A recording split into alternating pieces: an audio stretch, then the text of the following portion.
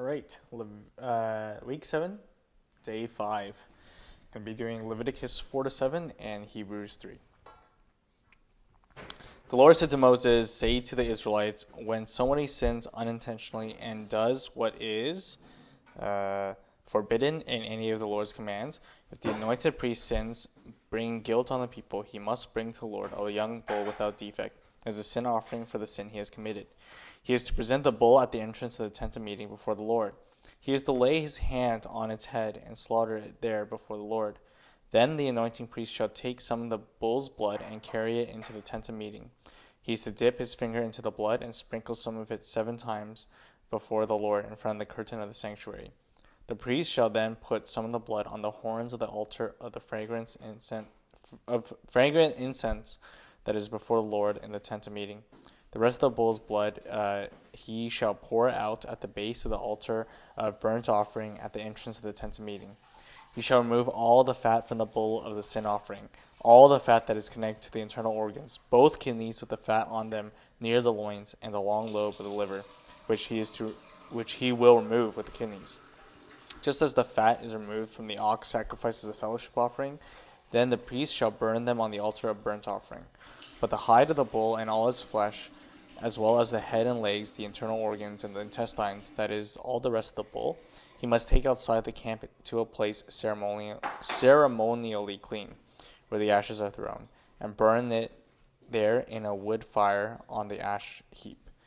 If the whole Israelite community sins unintentionally and does what is forbidden in any of the Lord's commands, even though the community is unaware of the matter, when they realize their guilt and the sin they have committed becomes known, the assembly must bring a young bull as a sin offering and present it before the tent of meeting.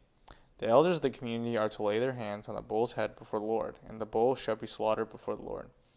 Then the anointed priest is to take some of the bull's blood into the tent of meeting. He shall dip his finger into the blood and sprinkle it before the Lord 7 times in front of the curtain. He is to put some of the blood on the horns of the altar that is before the Lord in the tent of meeting. The rest of the blood he shall pour out at the base of the altar of burnt offering at the entrance to the tent of meeting. He shall remove all the fat from it and burn it on the altar, and do with this bull just as he did with the bull for the sin offering. In this way, the priest will make an atonement for the community, and they will be forgiven. Then he shall take the bull outside the camp and burn it as he burned the first bull.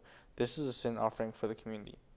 When a leader sins unintentionally and does what is forbidden in any of the commands of the Lord his God, when he realizes his guilt and the sin he has committed becomes known, he must bring as his offering a male goat without defect.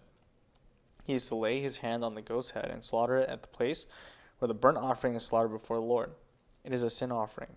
Then the priest shall take some of the blood of the sin offering with his finger and put it on the horns of the altar of burnt offering and pour out the rest of the blood at the base of the altar. He shall burn all the fat on the altar as he burned the fat of the fellowship offering. In this way, the priest will make atonement for this leader's sin, and he will be forgiven. If any member of the community sins unintentionally and does what is forbidden in any of the Lord's commands, when they realize their guilt and the sin they have committed becomes known, they must bring as their offering for the sin they committed a female goat without defect. They are to lay their hands on the head of the sin offering and slaughter it at the place of burnt offering. Then the priest is to take some of the blood with his finger and put it on the horns of the altar of the burnt offering and pour out the rest of the blood at the base of the altar. They shall remove all the fat, just as the fat is removed from the fellowship offering, and the priest shall burn it on the altar as an aroma pleasing to the Lord. In this way, the priest will make atonement for them, and they will be forgiven. If someone brings a lamb as a sin offering, they are to bring a female without defect. They are to lay their hand on its head and slaughter it for a sin offering at the place where the burnt offering is slaughtered. Then the priest shall take some of the blood of the sin offering with his finger and put it on the horns of the altar of burnt offering, and pour out the rest of the blood at the base of the altar. They shall remove all the fat, just as the fat is removed from the lamb of the fellowship offering. And the priest shall burn it on the altar on top of the food offering presented to the Lord. In this way the priest will make atonement for them for the sin they have committed, and they will be forgiven. If anyone sins because they do not speak up when they hear a public charge to testify regarding something they have seen or learned, they will be held responsible. If anyone becomes aware that they are guilty, if they unwittingly touch anything ceremonially unclean, whether the carcass of an unclean animal, wild or domestic, or of any unclean creature that moves along the ground, and they are unaware that they have become unclean, but then they come to realize their guilt, or if they touch human uncleanness, anything that would make them unclean, even though they are unaware of it, but then they learn of it and realize their guilt, or if anyone thoughtlessly takes an oath to do something, whether good or evil, in any matter one may carelessly swear about, even though they are unaware of it, but then they learn of it and realize their guilt. When anyone becomes aware that they are guilty in any of these matters, they must confess it that way, in what way they have sinned. As a penalty for their sin they have committed, they must bring to the Lord a female lamb or goat from the flock as a sin offering, and the priest shall make atonement for them for their sin. Anyone who cannot afford a lamb is to bring 2 doves or 2 young pigeons to the Lord as a penalty for their sin, one for a sin offering, the other for a burnt offering. They are to bring them to the priest, who shall first offer the one for sin offering. He is to wring its head from its neck, not dividing it completely, and is to splash some of the blood of the sin offering against the side of the altar. The rest of the blood must be drained out at the base of the altar.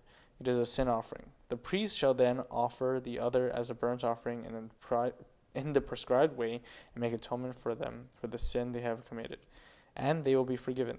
If, however, they cannot afford 2 doves or 2 young pigeons, they are to bring it as an offering for their sin, 1/10 of an ephah of the finest flour for a sin offering. They must not put olive oil or incense on it, because it is a sin offering. They are to bring it to the priest, who shall take a handful of its memorial portion and burn it on the altar on top of the food offerings presented to the Lord. It is a sin offering. In this way, the priest will make atonement for them, for any of these sins they have committed, and they will be forgiven. The rest of the offering will belong to the priest, as in the case of the grain offering. The Lord said to Moses, when anyone is unfaithful to the Lord by sinning unintentionally in regard to any of the Lord's holy things, they are to bring to the Lord as a penalty a ram from the flock, one without defect, and of the proper value in silver according to the sanctuary shekel. It is a guilt offering. They must make restitution for what they have failed to do in regard to the holy things, pay an additional penalty of 1/5 of its value, and give it all to the priest. The priest will make atonement for them with the ram as a guilt offering, and they will be forgiven. If anyone sins and does what is forbidden in any of the Lord's commands, even though they do not know it, they are guilty and will be held responsible. They are to bring to the priest as a guilt offering a ram from the flock, one without defect, and of the proper value. In this way, the priest will make atonement for them for the wrong they have committed unintentionally, and they will be forgiven. It is a guilt offering. They have been guilty of wrongdoing against the Lord. Leviticus 6.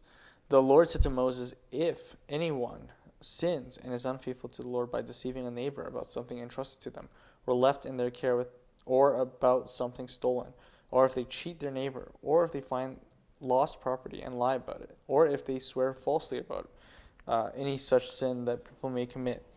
When they sin in any of these ways and realize their guilt, they must return what they have stolen or taken by extortion, or what is entrusted to them, or the lost property they found, or whatever it was they stole falsely about.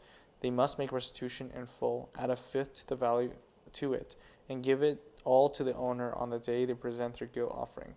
And as a penalty, they must bring to the priest, that is, to the Lord, their guilt offering, a ram from the flock, one without defect and of the proper value.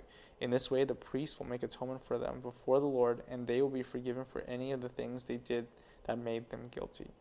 The Lord said to Moses, give Aaron and his sons this command.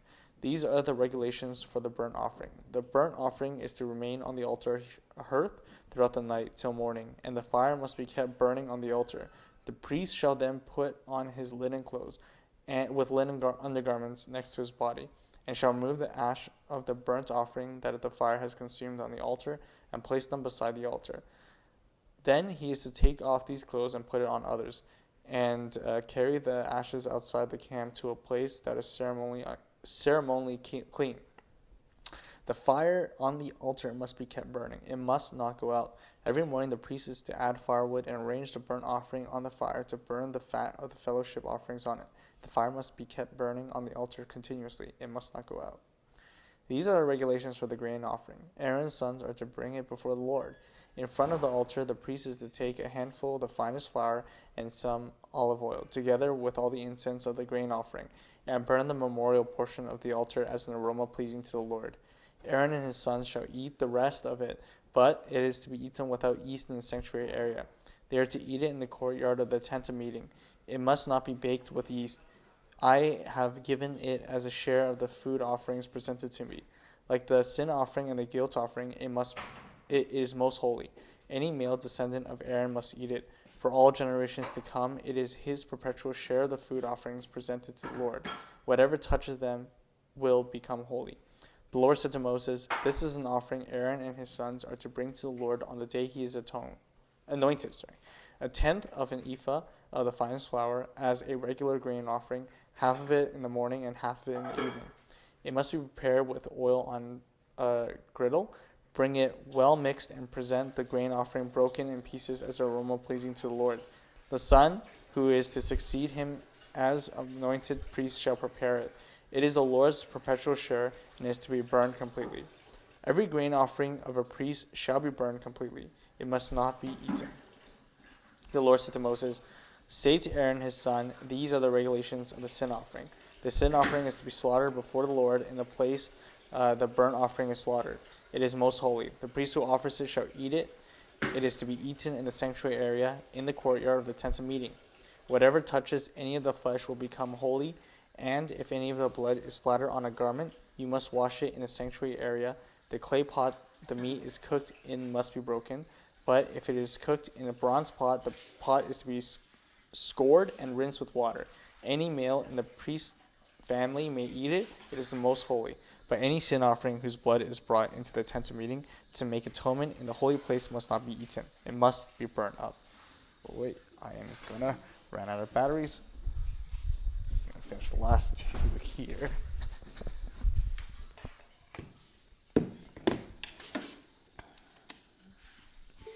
Okay. Leviticus 7. These are the regulations for the guilt offering, which is most holy. The guilt offering is to be slaughtered in a place where the burnt offering is slaughtered, and its blood is to be splashed against the sides of the altar. All its fat shall be offered, the fat tail and the fat that covers the internal organs, both kidneys with the fat on them near the loins, and the long lobe of the liver, which is to be removed with the kidneys. The priest shall burn them on the altar as a food offering presented to the Lord. It is a guilt offering. Any male in a priest's family may eat it, but it must be eaten in sanctuary areas. It is most holy. The same law applies to both the sin offering and the guilt offering. They belong to the priest who makes atonement with them. The priest who offers a burnt offering for anyone may keep its hide for himself. Every grain offering baked on an oven or cooked in a pan or on a griddle belongs to the priest who offers it, and every grain offering, whether mixed with olive oil or dry, belongs equally to all the sons of Aaron. These are the regulations for the fellowship offering anyone may present to the Lord.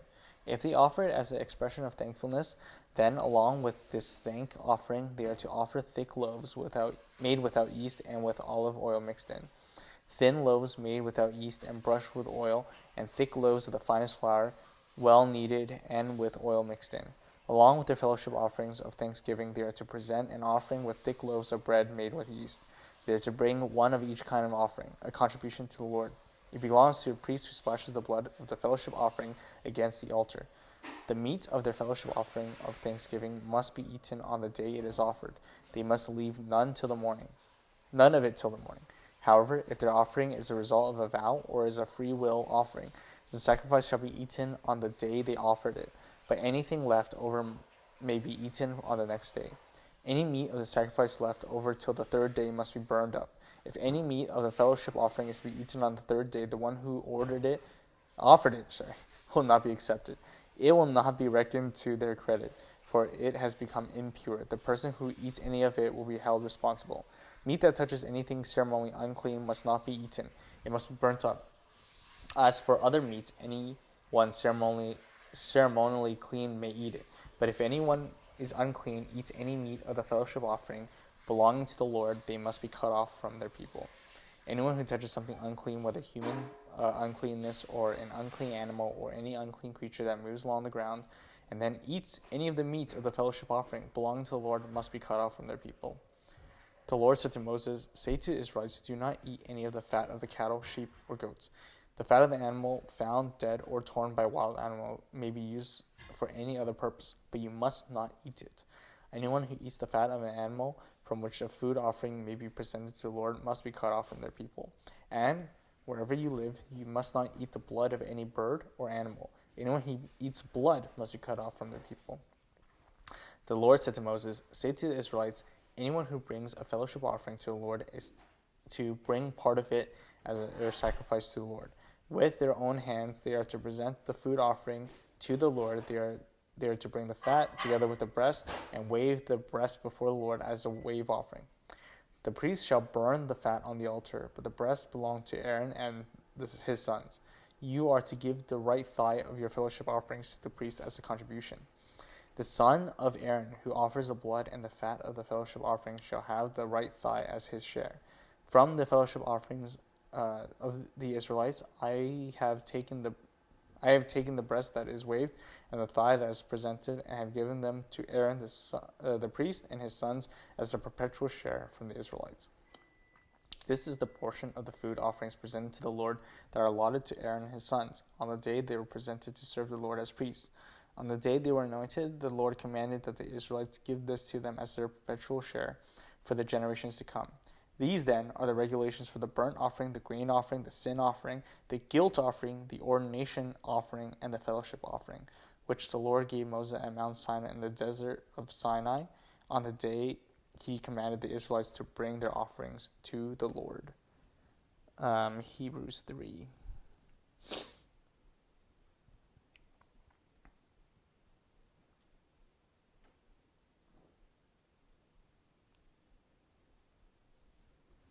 Therefore, holy brothers and sisters who share in the heavenly calling, fix your thoughts on Jesus, whom we acknowledge as our apostle and high priest.